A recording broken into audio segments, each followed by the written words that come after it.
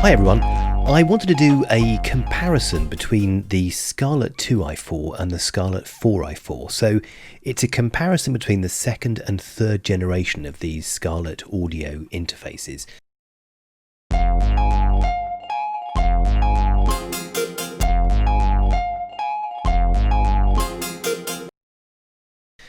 Now, I'm only doing this comparison really because of an accident.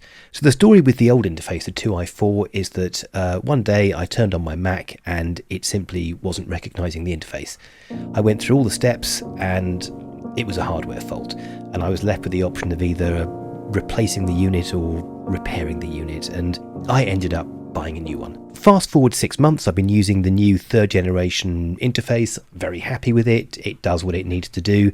My needs are quite limited. It's mainly for the mic. Occasionally I plug an instrument in, but this is mainly to use my SM7B, which is a great mic. Using a dynamic microphone like the SM7B, it means you end up with a slightly more convoluted and complicated chain because it's quite gain hungry, but I'll get to that in a second. The second Scarlett interface, the 4i4, which is smaller, which has got fewer buttons on it, which I don't actually like that much. I quite like all the buttons on the front of the 2i4. Exactly the same thing happened. It stopped working. The Mac didn't recognise it. I went through all the steps as before. Tried the different USB cable, tried the different USB port, I deleted some settings files, and basically the computer wasn't recognising it.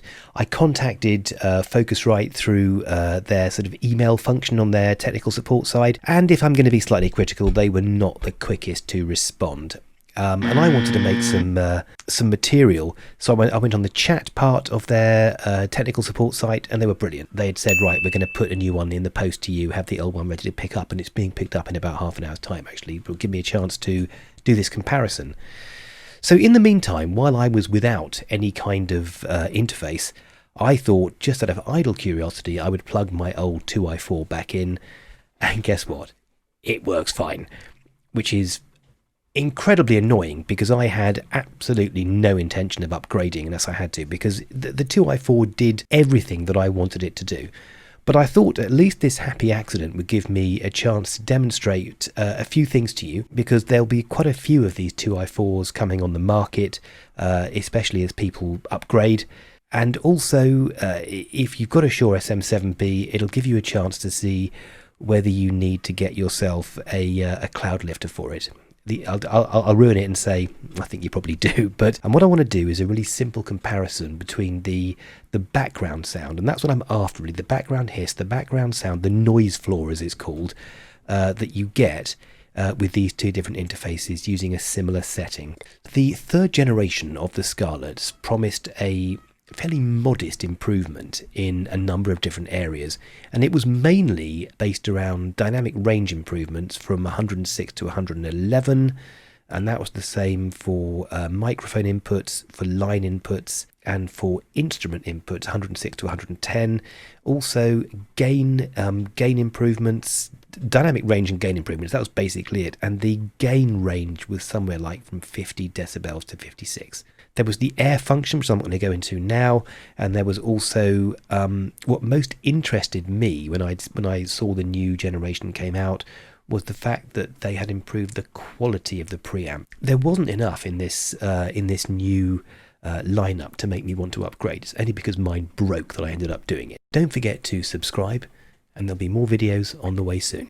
So in the spirit of scientific endeavour, I thought that I would read the same extract of text using the two different interfaces, and I guess that afterwards we can then look at the difference in the noise floor, because that's the important thing. Is one noisier than the other? Because what we're looking for is something really simple. It's the quietest possible way of recording with the lowest noise floor.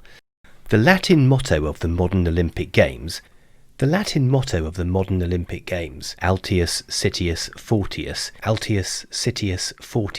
is a good if incomplete summary of how the body can experience flow.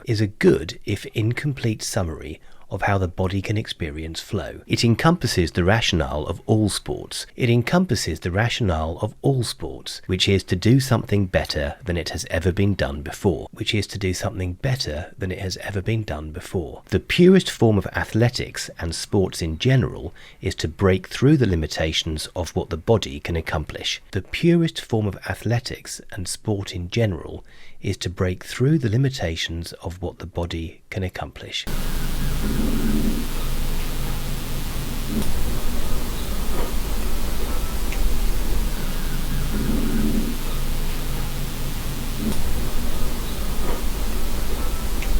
So what, if anything, can we conclude from this test, apart from the fact that it's actually quite hard to compare two interfaces in a scientific and meaningful way?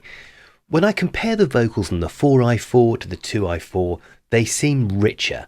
The 2i4's vocals just seem that ever so slightly more thin.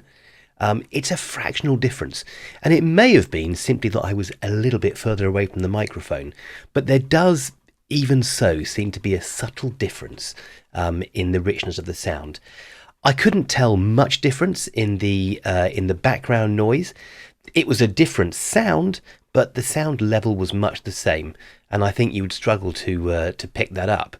The harder you push the preamp, the more that noise becomes added. So what about recommendations? The claim that the preamp on the 4i4 is of a higher quality, this does seem to hold up, but the gains are relatively marginal.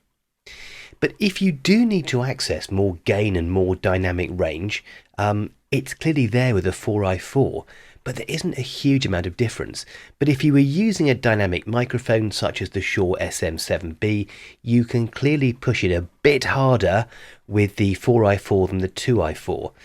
However, would you need a cloud lifter?